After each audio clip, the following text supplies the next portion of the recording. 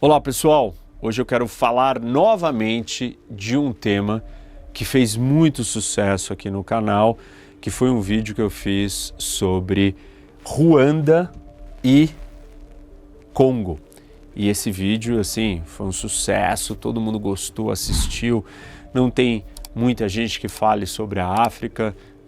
Vou começar a falar mais e vou aproveitar no vídeo de hoje e dar continuidade ao que está acontecendo, né? O Ruanda partiu para o ataque, invadiu o Congo e eu quero explicar para vocês quais são os objetivos de Ruanda, quais são as consequências dessa guerra e que outros países e que outras repercussões tem ali para a região.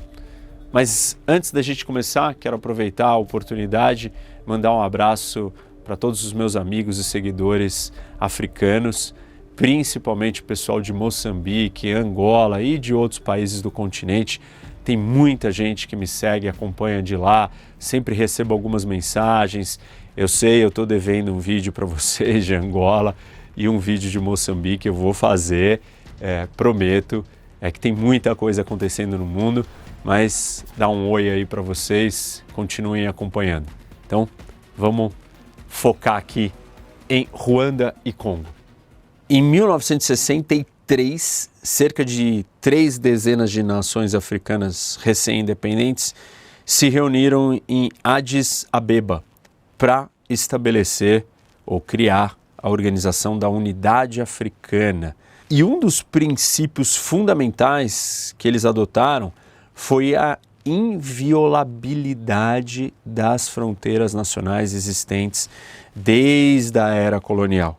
Claro, ninguém estava 100% feliz com o desenho herdado dos europeus, mas todos concordaram que desconstruir esse princípio ia abrir espaço e caminho para uma sucessão interminável de reivindicações e ameaçaria desmembrar o continente inteiro.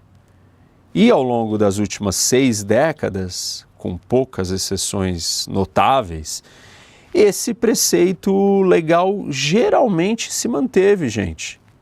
Por incrível que pareça, as pessoas têm sempre a visão de que a África, né, é um lugar muito instável, com muitos problemas, e não deixa de ser, mas as fronteiras africanas, elas, na maioria das vezes, ficaram intactas. Porém, tem algo acontecendo, né? Desde janeiro, a rápida conquista e ocupação de uma vasta área da República Democrática do Congo, o RDC, por Ruanda e pelo grupo rebelde M23, que recebe o apoio de Ruanda, levantou preocupações de que esse princípio está sendo ameaçado. 2 observações. Primeiro, para facilitar, eu vou chamar o RDC de Congo, que é mais fácil, todo mundo já sabe, Congo.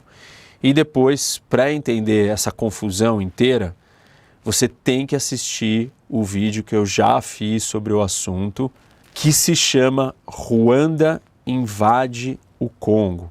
Assistam o outro vídeo para vocês entenderem o início desse problema e dessa história. Mas voltando, nos últimos 2 meses, o M23, junto com um contingente estimado entre 10 e 12 mil soldados ruandeses, tomou o controle de uma região no leste do Congo que abriga mais de 5 milhões de pessoas.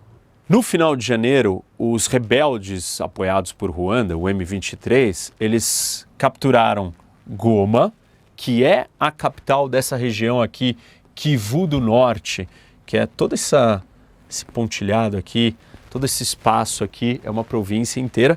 Só que 3 semanas depois, eles capturaram Bukavu, que pertence a Kivu do Sul, que é a província aqui nessa parte de baixo. E eles também capturaram um aeroporto estratégico que cortou a conexão das tropas congolesas com a região, então não conseguem mais abastecer e trazer tropas. E o governo do Congo diz que as baixas já chegam a 7 mil soldados do lado deles.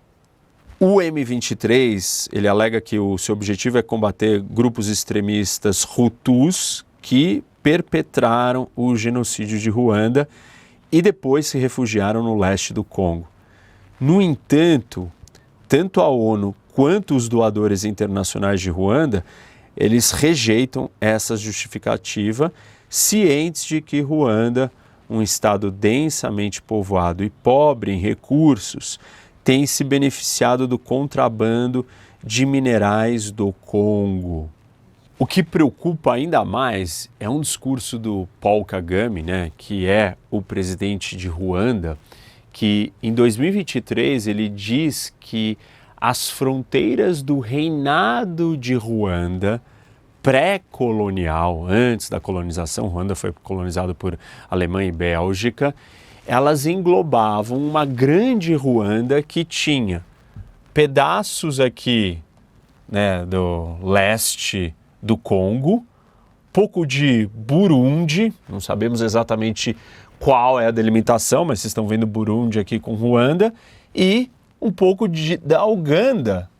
Então, ou mais, sei lá, não dá para a gente ter certeza, mas na verdade as ambições talvez do Kagame não se limitem a só as cidades aqui na fronteira do leste do Congo e talvez as províncias inteiras, aqui dá para vocês verem aqui um pouco do pontilhado da província do norte que eu citei e aqui a província do sul.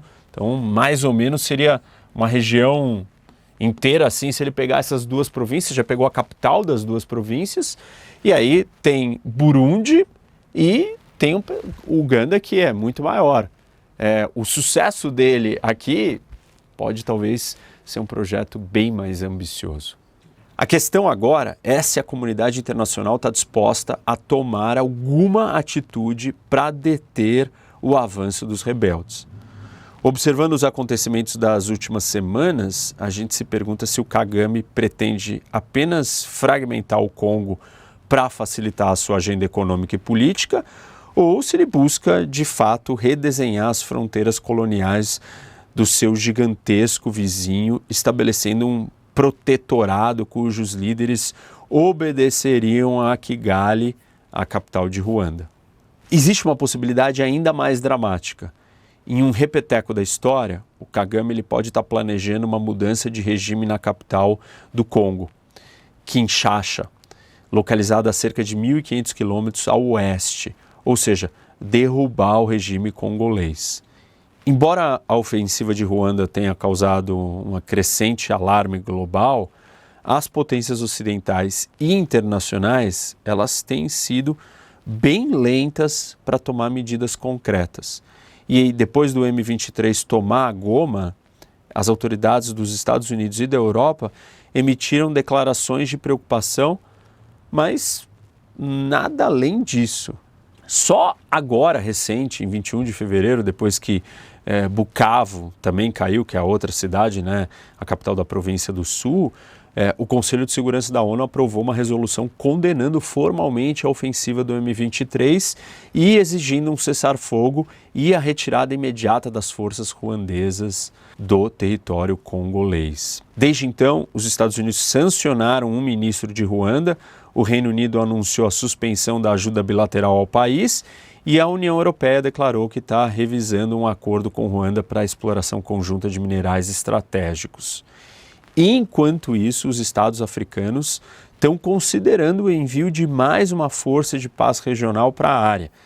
Embora não esteja claro como essa nova missão poderia ser bem sucedida, sendo que as duas anteriores já falharam, no entanto, nenhuma das medidas adotadas até então parece ser forte ou rápida o suficiente para deter a apropriação das terras por Ruanda. Se o M23 e os seus apoiadores ruandeses conseguirem o que querem, um país que já abriga 7 milhões de deslocados pode ser arrastado para uma guerra desestabilizadora, a sua terceira desde o final da década de 1990. Ao permitir que Ruanda se aproprie de uma parte de um estado vizinho, o Ocidente corre o risco de contribuir para uma completa erosão de um dos princípios mais fundamentais da ordem internacional, o mesmo princípio que a Rússia violou ao invadir a Ucrânia e que, em alguma medida, tem influenciado essas ações ao redor do mundo. Como eu sempre tenho dito para vocês, não tem como, de repente, países saírem em ofensivas ousadas como essa se eles não passassem a achar que se tornou normal conquistar territórios dos seus vizinhos. E isso acontece quando a Rússia dá esse exemplo, ou dá esse sinal que está tudo bem. Embora Ruanda há muito tempo interfira no leste do Congo, os acontecimentos dos últimos meses pegaram muitos de surpresa. Entre diplomatas e analistas que acompanham a região dos Grandes Lagos da África, a suposição predominante era que o Paul Kagame, cujo apoio ao M23 foi amplamente documentado pela ONU, estava usando o grupo rebelde para projetar poder hegemônico na região.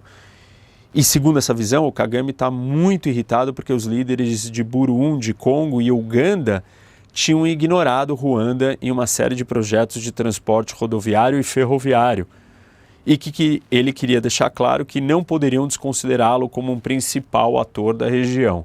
O fato do apoio ao M23 também dá a Ruanda acesso facilitado ao coltan, ouro, estanho e outros recursos minerais enterrados no solo congolês era visto somente como um benefício adicional. Mas essa análise ela começou a se desfazer quando o M23 passou a conquistar território cada vez maiores nas duas províncias de Kivu. Muitos observadores agora apontam para um discurso do Kagame de 2023 durante uma visita oficial ao Benin em abril daquele ano, como uma declaração-chave das suas verdadeiras intenções. E lá ele afirmou aquilo que eu já disse para vocês, mas nas palavras dele, abre aspas, as fronteiras traçadas durante a época colonial dividiram nossos países. Uma grande parte de Ruanda ficou do lado de fora, no leste do Congo, no sudoeste de Uganda, e isso é um fato histórico e essas pessoas foram privadas dos seus direitos, fecha aspas. É bem parecido com as falas do Putin. E esse discurso ele tem sido repetido por intelectuais ruandeses, fornecendo uma justificativa histórica para a criação de uma grande Ruanda que pode agora estar se materializando no leste do Congo. Essas alegações que simplificam e distorcem o registro histórico sinalizaram uma grande mudança. E até 2023, o Paul Kagame insistia que ele não tinha tropas ruandesas dentro do Congo e que Kigali não apoiava o M23. Ao apresentar publicamente um argumento histórico para a presença ruandesa no país vizinho, ele parece estar preparando o terreno para algum tipo de anexação. Pessoal, fazer uma pausa antes de continuar o vídeo, quero falar para vocês da Surfshark, que é o nosso parceiro aqui do canal, que é uma empresa de tecnologia que traz proteção para sua navegação. Tem uma série de produtos como antivírus, proteção digital e a famosa VPN, que é uma ferramenta que criptografa a sua presença e o seu tráfego dentro do mundo digital. Então, se você está navegando, não dá para saber da onde você está navegando. Os outros, os sites, enfim, não conseguem coletar os seus dados, não conseguem saber de qual é a sua localização, qual é o seu endereço IP, e você fica oculto, você fica protegido. Então, vai impedir que te rastreiem, vai te impedir que seus dados sejam revelados, vai te facilitar e permitir que você acesse sites que estão bloqueados para quem não é daquele país. Então, se você quer acessar um site de um outro lugar, se você quer assistir um filme, se você quer fazer uma compra num outro país, num outro lugar, não vai permitir se conseguir identificar qual é o seu endereço, da onde você está navegando, da onde você está mexendo, falando. E a VPN te ajuda a te deixar sigiloso dentro da internet e protegido.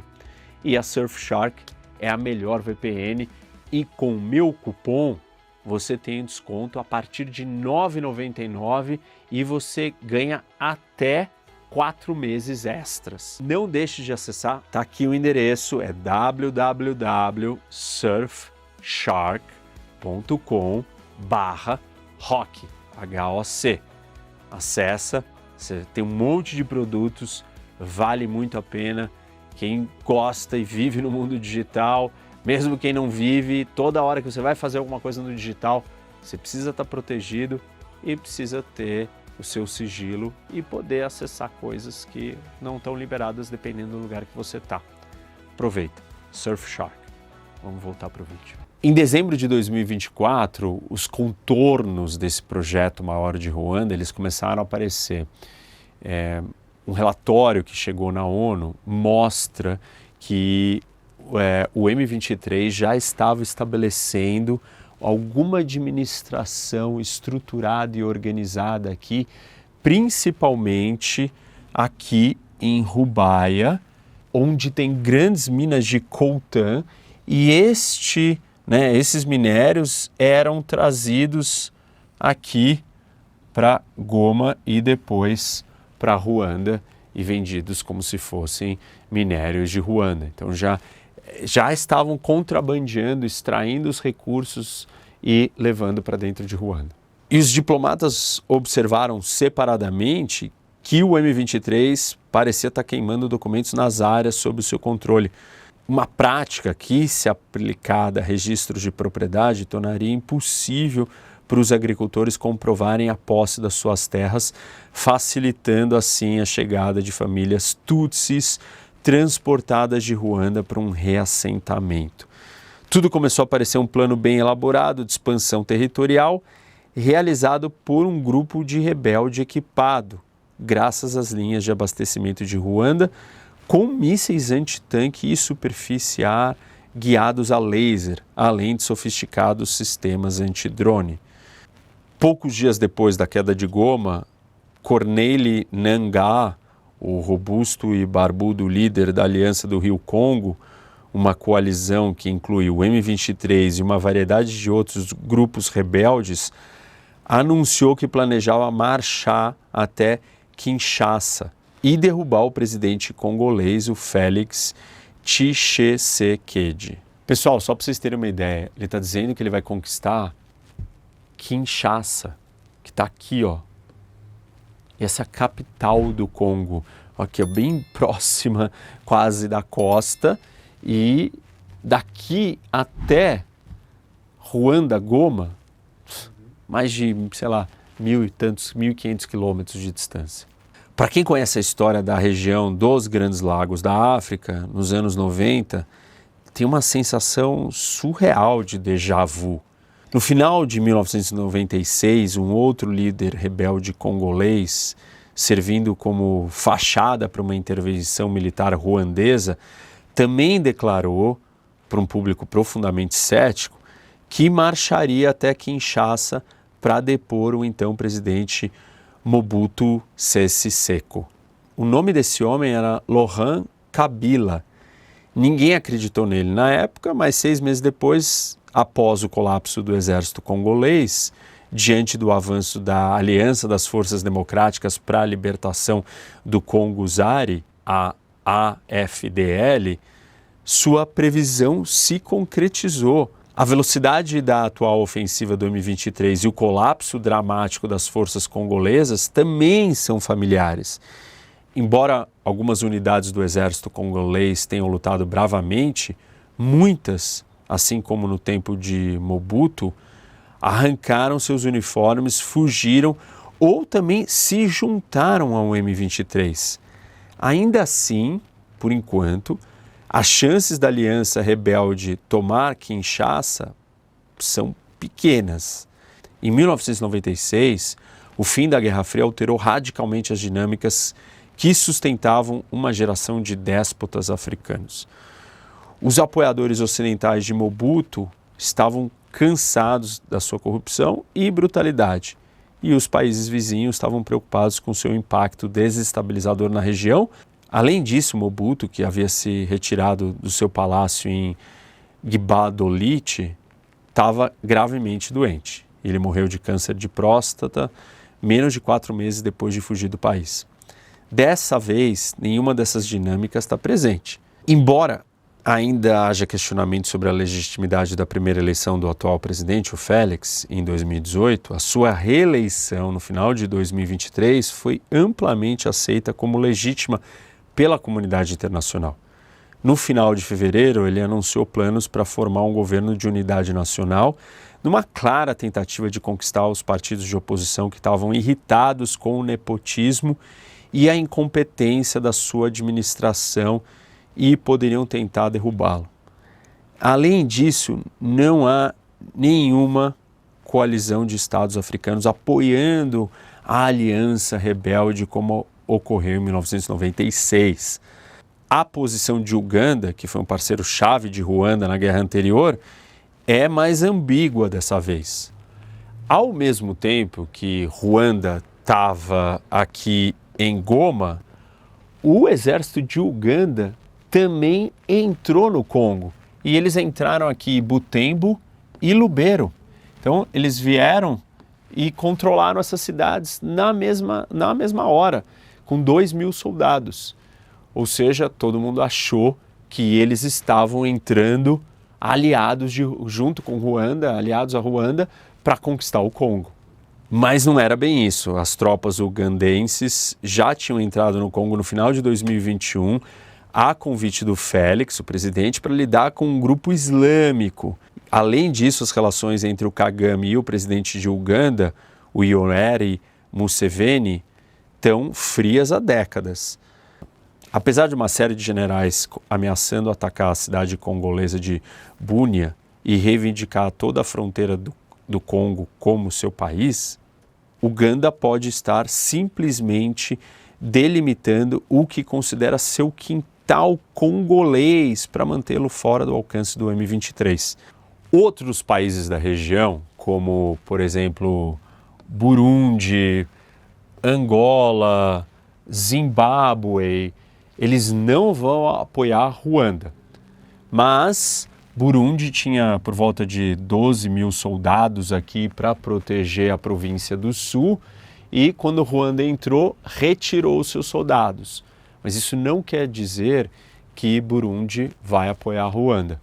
Ao contrário, as relações não são boas entre os dois países. Quanto a Angola e o Zimbábue, ambos ficaram do lado do Congo em 1998, quando Ruanda lançou a Segunda Guerra do Congo.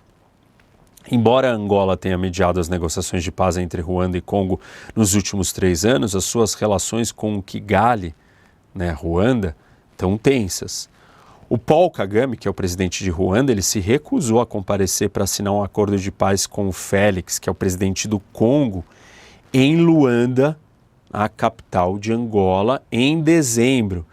E o presidente angolano, João Lourenço, indicou que não pretende mais desempenhar um papel de mediador. Ainda que Ruanda pareça estar agindo sozinha, o país encontrou pouca resistência regional.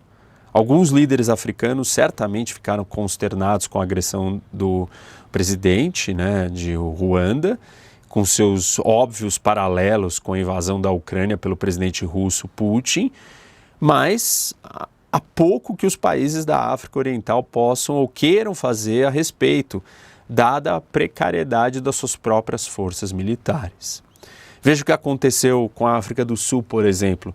Depois de perder 14 dos seus soldados de paz no ataque do M23 a Goma, o país assinou uma trégua permitindo que seu contingente restante fosse desarmado e confinado pelo M23 e pelas forças de defesa de Ruanda. Veja que humilhação. A resposta dos órgãos multilaterais como a União Africana e a Comunidade da África Oriental e a Comunidade de Desenvolvimento da África Austral também tem sido fraca. Em uma cúpula realizada no início de fevereiro na Tanzânia, os líderes dessas organizações falharam em se unir ao Conselho de Segurança da ONU para exigir a retirada das forças ruandesas do leste do Congo. Com os governos africanos imóveis, a resposta do Ocidente tornou-se crucial.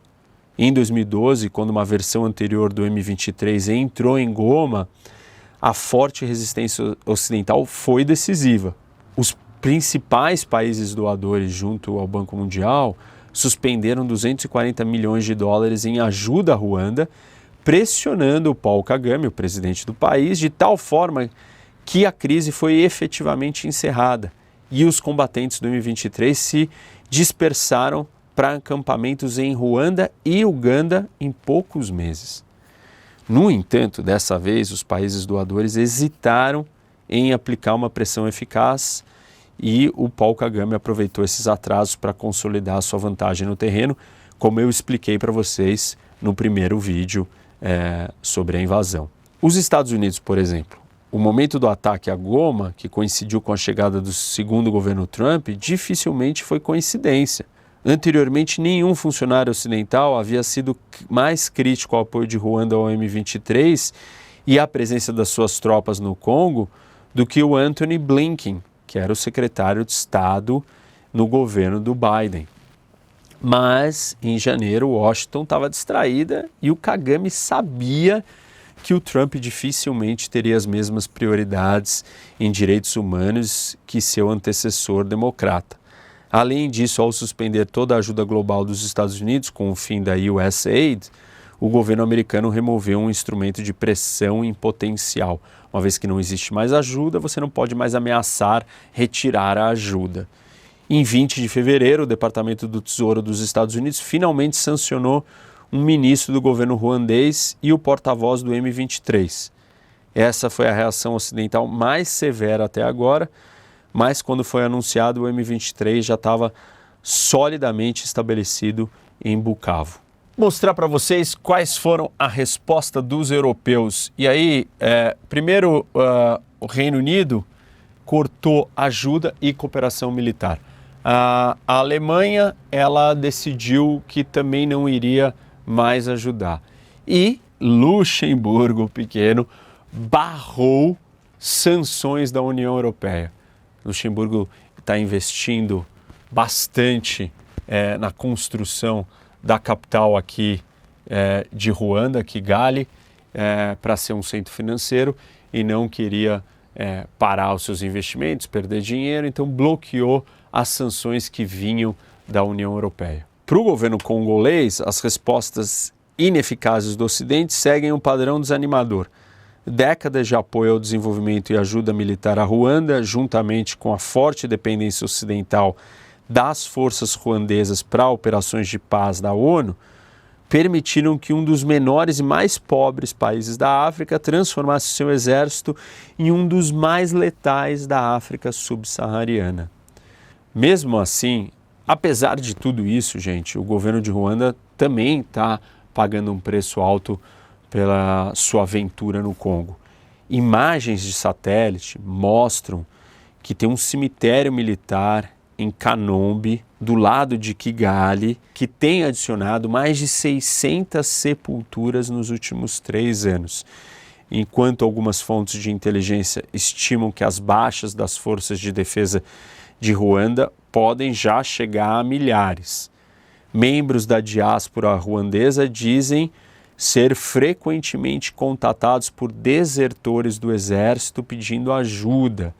Eles afirmam que esses soldados sentem que seu pequeno país está eternamente em guerra e não enxergam justificativa para a mais recente intervenção militar. Mas o Paul Kagame, o presidente, que teve 99,18% dos votos na eleição no ano passado, manipulou o país ao longo de 3 décadas para uma posição em que é amplamente imune a quedas no apoio popular. Uma geração de jornalistas independentes foi silenciada, assassinada ou forçada ao exílio. Os youtubers e jornalistas cidadãos que ocuparam seu lugar agora estão todos na prisão. Tanto o judiciário quanto a sociedade civil foram progressivamente cooptados. E nesse contexto altamente controlado, ter um fluxo constante de caixões tem pouco impacto, do mesmo jeito que acontece na Rússia do Putin. Bom, para finalizar, quais são os objetivos de Ruanda? Ruanda pode até decidir que basta subjugar o leste do Congo e deixar essa região como sendo parte do Congo mesmo, né, oficialmente ou formalmente, mas com Ruanda controlando efetivamente as cidades e a sua economia rica em minerais por meio de uma administração fantoche local. Ou seja, eles colocarem algum líder ali que, na verdade, apoia eles e ajuda esse fluxo de riqueza mineral seguir para o seu país, mas tecnicamente ele não muda a fronteira dizendo que aquele país ou aquele pedaço, aquela região é parte de Ruanda. Então esse seria uma alternativa. É claro que um desfecho como esse traria sérias consequências e problemas para o Congo. Imagina se uma região deste tamanho, rica em minérios e outros recursos naturais, passa a ser controlada ou administrada por um outro país ou por uma outra região, ou se torna meio independente ou autônoma. Isso faria com que outras regiões desse país imenso aqui, né, você abrisse um precedente para que outros lugares também fossem moldados ou seguissem esse tipo de situação. E isso é altamente desestabilizador, não só para o Congo, mas para o continente inteiro. Mas à medida que o M23 continua o seu avanço, o que antes era impensável se torna possível. Há sinais crescentes de que o Paul Kagame pode ter ambições ainda maiores. Um exemplo disso é que o Sultani Makenga, o Tutsi congolês que comandou as operações militares do M23 em 2012 e 2013, tem sido visto apenas esporadicamente em público desde a queda de Goma. Em vez dele, o Corneille Nangaa, o líder da aliança do Rio Congo, tornou-se o rosto público da ofensiva. O Nangaa vem da província de Haut-Aulé, perto da fronteira do Congo com o Sudão, e não é Tutsi. Ele pode, portanto, dar aos rebeldes apoiados por Ruanda uma aparência mais ampla de um movimento nacional congolês, em vez de parecer defender apenas os interesses restritos dos Tutsis congoleses. Os seus apoiadores esperam que esses fatores joguem a seu favor à medida que os rebeldes avançam, com o M23 explorando o crescente descontentamento popular com a desorganização, fraqueza e corrupção da administração do Congo. Bom, à beira de uma iminente terceira guerra do Congo, Ruanda tem que decidir até que ponto pretende redesenhar a geografia dos grandes lagos africanos, se contentar com um protetorado de fato em Kivu ou tentar, mais uma vez, arquitetar um novo governo favorável ao compartilhamento de recursos entre o Congo e Ruanda. Espero que vocês tenham gostado, pessoal. Como eu disse, eu vou trazer mais informações e vídeos sobre a África. Tem muitos seguidores, muitos amigos aí africanos. Cumprimento todos vocês novamente. Sei que eu tenho que falar de Angola, Moçambique. Estou preparando esses vídeos e vamos continuar acompanhando o que está acontecendo aqui no Congo e em Ruanda. Não se esqueçam, dá like no vídeo, segue o canal, compartilhe, ative o sininho para receber os vídeos e baixe o meu aplicativo Rock Academy. Você tem na loja da Apple e do Google. Lá você tem uma série de conteúdos especiais, cursos inteiros, aulas exclusivas e o Bunker do Rock, que é um feed de notícias em tempo real com todas as informações de tudo que está acontecendo no mundo a todos os momentos, mastigado, digerido, resumido, para você acompanhar tudo que acontece na África, no mundo, em todos os lugares. Até mais, gente.